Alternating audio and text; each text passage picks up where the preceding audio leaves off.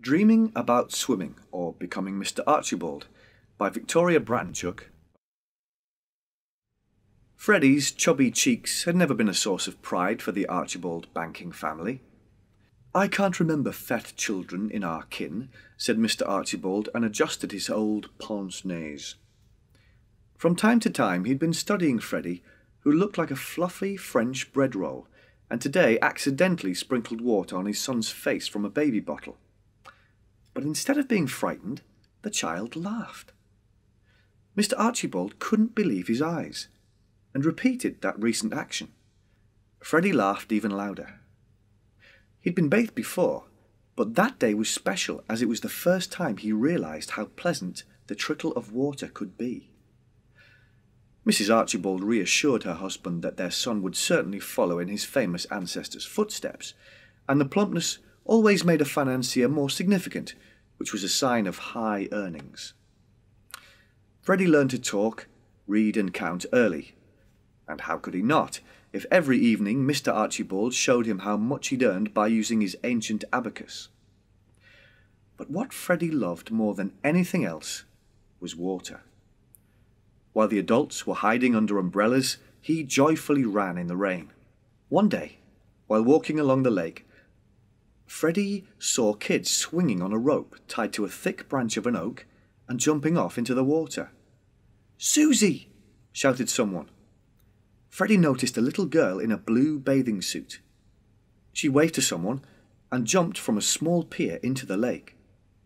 Freddie couldn't take his eyes off the way she was gliding under the water. "If only I could do the same," he was thinking as his mother was taking him away.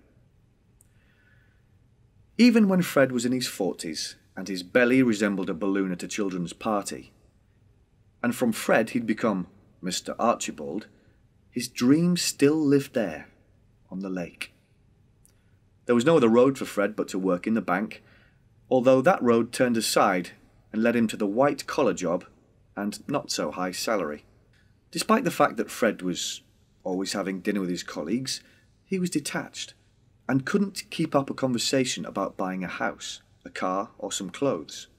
All Mr. Archibald needed was a pair of business suits and a couple of shirts, and there was no such thing that could hide someone's double chin or, on the contrary, open the world to a dreamy heart. While other people surrounded themselves with the desert of rubbish things, Fred put his salary into a safe, which he opened twice a month to take some money for food and to put there another bankroll. Every morning Fred enjoyed his cappuccino in an outdoor cafe and read the sports news section in a daily newspaper. One day he came across a note. "To all amateur swimmers. Every man aged 40 to 45 can take part in the freestyle swimming competition. There are 2 months left to apply." Mr. Archibald even jumped for joy. His neighbours gave him a puzzled look while he, squealing with delight, showed them the note. But all the snobby visitors got back to their newspapers. However, Fred was convinced that those people, deep in their hearts, knew how difficult it was to reach the dream when he'd become Mr. Archibald. On the same day, Fred quit his job and decided to live on his saved-up money. He finally enrolled in swimming classes for beginners, and Mr. Archibald had never seen so many children in one place. At first he felt uncomfortable, but then noticed that, unlike adults, the kids weren't interested in his age or his clumsiness. Everyone called him Fred, and he loved it. As the weeks passed, Mr. Archibald was mastering new swimming techniques, and wearing his swimming cap made him feel like he was the happiest man on earth. There came the day of the competition. Fred was inexplicably calm, although his belly stood out from the slender row of athletes. The judges were announced.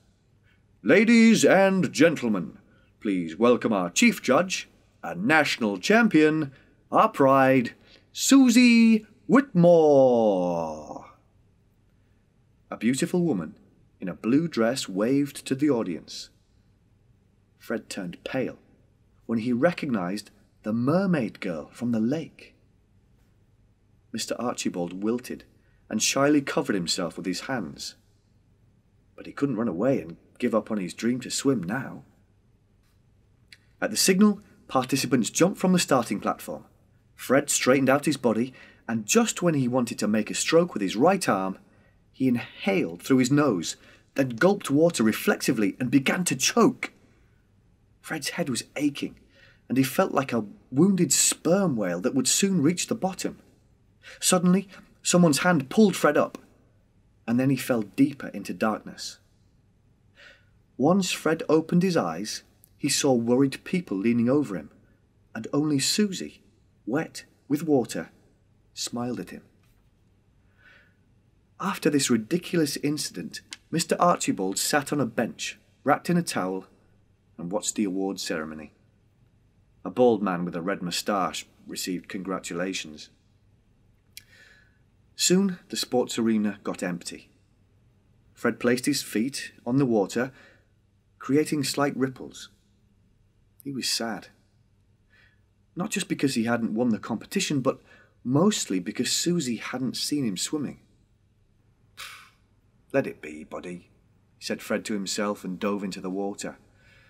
First he swam front crawl, then breaststroke, and afterwards rolled on his back, eyes closed, enjoying the cool embrace of the water. When Fred decided to get out of the pool, he peeped over one side and saw Susie sitting on the edge, not taking her eyes off him. Those days had long gone, and other apple-cheeked kids run around the Archibald house, almost knocking off the lovely photographs from the fireplace. On one of them, Fred is demonstrating a bunch of gold medals, while on another, he's hugging his wife, Mrs. Archibald, the brave swimmer, Susie Archibald.